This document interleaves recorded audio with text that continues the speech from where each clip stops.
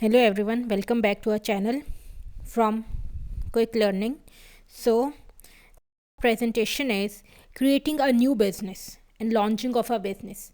If you are planning to start your own business, especially in this era of COVID, then this is the best presentation for you. How to launch a new business and how to enter in a business market. So this is chapter 7 from book Entrepreneurship and Small Businesses, 3rd edition. I have posted the complete book name at the bottom. So what is marketing? Because obviously to launch a new business you must know the marketing. So first of all, customers buy benefits, not features. This is a very important thing. That many sellers think that customers buy features, but not, they buy benefits. So there are 3 types of standards benefits. Number 1 is standard benefits. The shop accepts all leading credit cards, which means that you can budget for your purchases to suit your pocket.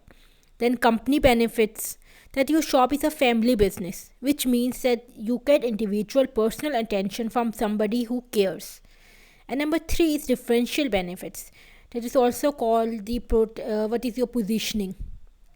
So this is they are the sole agents for that product, which means that you can't get it anywhere else.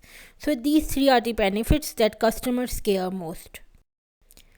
Then comes the marketing mix. So in marketing mix, there are 4 M: product, price, place and promotion, 4 P's. In product, obviously comes the physical appearance of the product, its design, size, color, materials, quality, specification, and what are the after sale services. Then in promotion, it means the advertising, point of sale displays, leaflets, personal selling, telephone, internet, etc. Number 3 is place. It's like the location of your store. Is they online or they offline? Okay, and then layout, design, channels of distribution, routes to a market through telephone, internet, post. And last P is price. It's list price, discounts, special offers, payment terms, service and spare prices. So here comes the cost, volume and revenue. This is a very brief graph to understand the relationship between your cost or revenue from output volume. So this shows in on the x-axis we have output volume and y-axis we have cost or revenue. And this A graph shows that you have a fixed cost. This is a fixed cost. It does not change depending upon your output volume. Like you hire machinery. Okay, so either you use it 1 hour a day or 10 hours a day. The price of the machinery remains cost. Or a building, the rent you pay, it remains cost. So fixed cost is same for a fixed portion. And then this is the variable cost. The line above this dotted lines to this graph is variable cost. It is like if you use your machinery, then obviously the utilities bill, your labor, these are your variable cost. Because if you are running an overtime, you have to pay your labors, you have extra utility bills, extra material cost. So this is variable cost, and total cost is equal to variable cost plus variable cost. And then the red line shows the total revenue. This is the total revenue and this is the target profit. So total revenue is above the total target profit. This is your total revenue. And then you have to revenue minus cost is equal to your profit. So here comes 2 formulas. Total cost is equal to fixed cost plus variable cost. Okay, and number 2 is total revenue is equal to target profit plus your cost. So you can minus total cost from total revenue, then you will get your target profit. And this is a break-even point. Break-even point means that you can have your money back. Like if you invest 1 lakh at the start of your business, and after how many times you will get 1 lakh back. So again, now this is the formulas that I mentioned.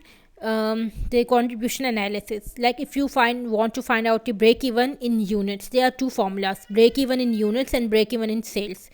So break even in units is fixed cost divided by gross profit per unit, and break even point sales is fixed cost divided by contribution margin. These are the two formulas. Then this is the example of break even example. Like for example, you have total sales of 1000 and variable cost is 600. Then what is your contribution? So contribution is 40%. That is 400. So you have to, contribution comes that you have to sales minus variable cost is equal to contribution. And then you have a fixed cost. So contribution minus fixed cost is equal to profit. So what does the formula becomes? Formula becomes that sales minus variable cost is equal to contribution, and the contribution minus variable fixed cost is equal to profit. So from here, break-even point, as I tell you in before, there was a sales and point. So this is the point. So fixed cost divided by the contribution, fixed cost divided by the contribution is equal to, you will get $500. Now this is another example. The sales is 500 and variable cost is 300. So again, sales minus variable cost is equal to contribution, that is 200, and fixed cost 200. So contribution minus fixed cost is equal to 0. So you will get 0 profit. Very easy. So this is the pricing range. Pricing range can be variable per unit, cost per unit, and the average cost per unit. So you can go before entering a market, you must consider what is your pricing range. So it can be too low pricing, too high pricing, on going rate. So this will be decided by you. Too low will be between variable cost per unit and the average cost per unit. If you decide this cost, and your pricing range will be too low price. And if you move forward, then you will get going rate price and too high price. And it depends upon your segmentation. And if you go to value to the customers, then it is between going rate price to too high. So launch pricing options. So before entering a market, you must consider which is your target market and which is the pricing strategy you want to adopt. So there are 3 pricing strategy. Going rate pricing. In going rate pricing, it means matching prices in marketplace.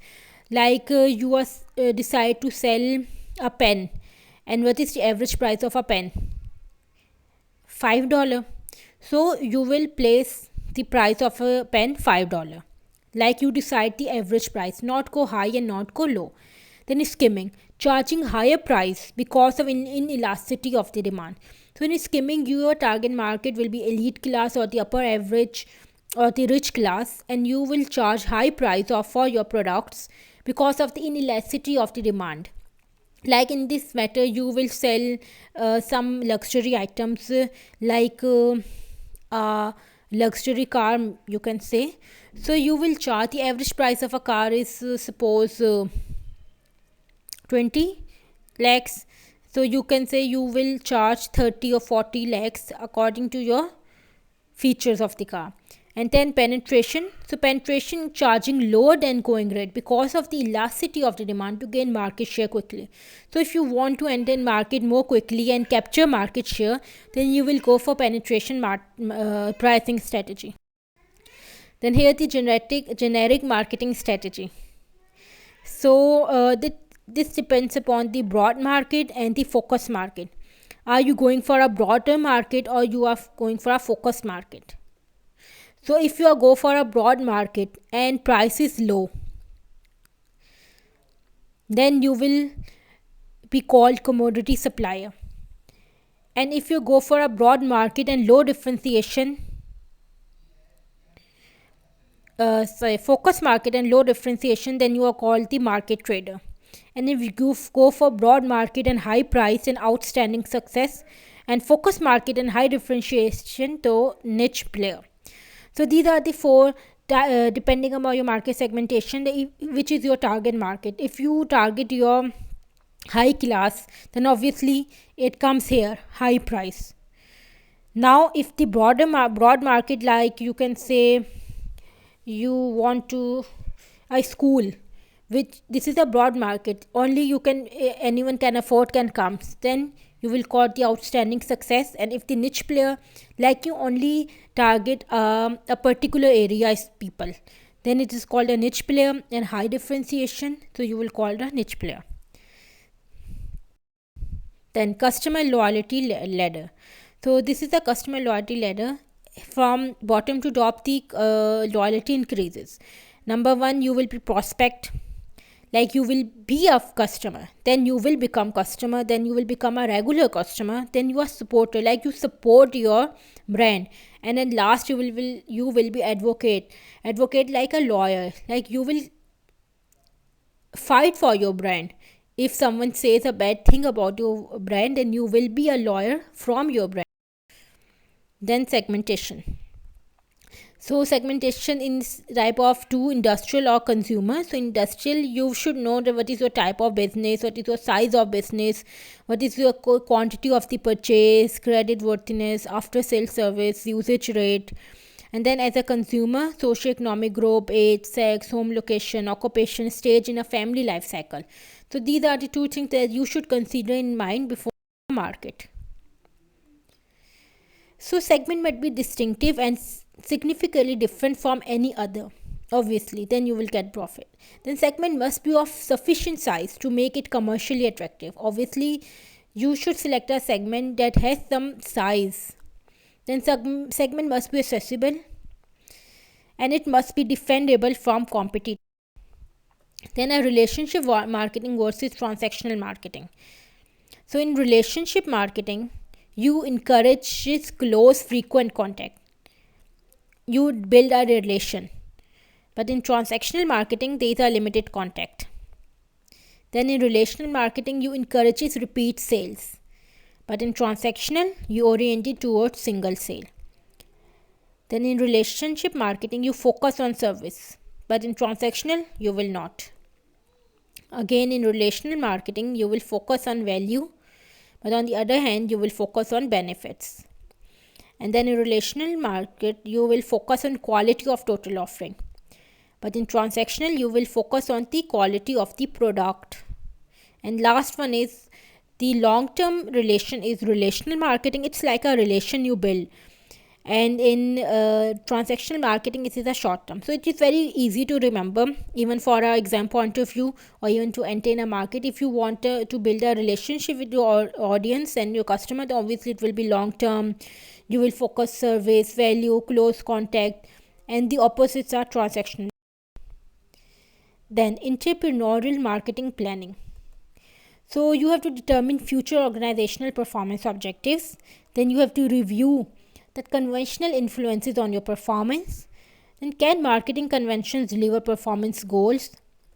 If yes, then you will have a conventional plan. If no, then you will have an entrepreneurial plan. So this slide is very important from your exam perspective as well as your future perspective. If you want to enter in a business or if you want to do a job related to sales and marketing, then this is very important. Then market research. What are the field research? What are the advantages and disadvantages? Advantages of field research are that it reflects your needs, you control quality and up to date. But disadvantage, obviously, it is expensive, it takes time, effort, and can tell your competitors what you are up to. And desk research advantages, it will be cheap, quick, good for background. But disadvantages are not specific, can be out of date, can be incomplete or inaccurate. So, these are the three things that can tell you about market research: personal interview, telephone interview, postal, questionnaire. So quality of the data will be maximum in personal interview, obviously. Then quantity of data will be again maximum in personal interview. Then speed is obviously telephone. You can dial anyone numbers from one country to another or one area to another. Then response rate is equal to personal and telephone both.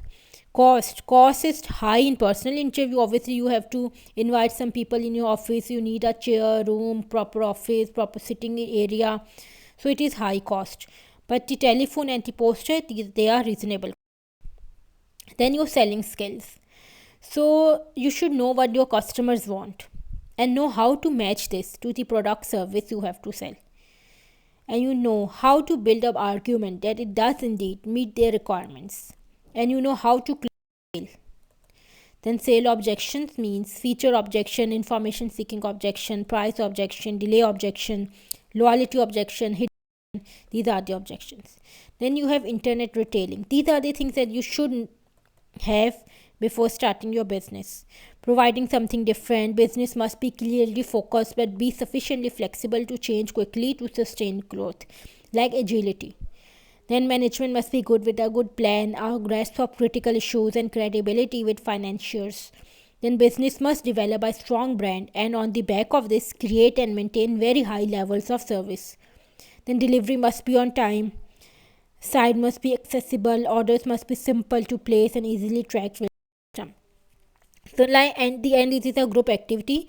If you are seeing this presentation from study point of view, then you will do this with your friends and colleagues and share this video with them and do them together. Or if you are doing this for business point of view or job point of view, then again you can do this with your colleagues so that you will know how to launch a business. It's just a brainstorming exercise. Then you want to launch a new business, so how will you develop and justify your marketing mix in order to explore your market? This is a very important question to start on, and you can brainstorm on this and then comment me. I will tell you the exact answer, and if you want, I will make a short video on the answer. That's all from my side. If you have any question, then kindly comment and kindly share, subscribe and like my video, especially subscribe to my channel. Thank you.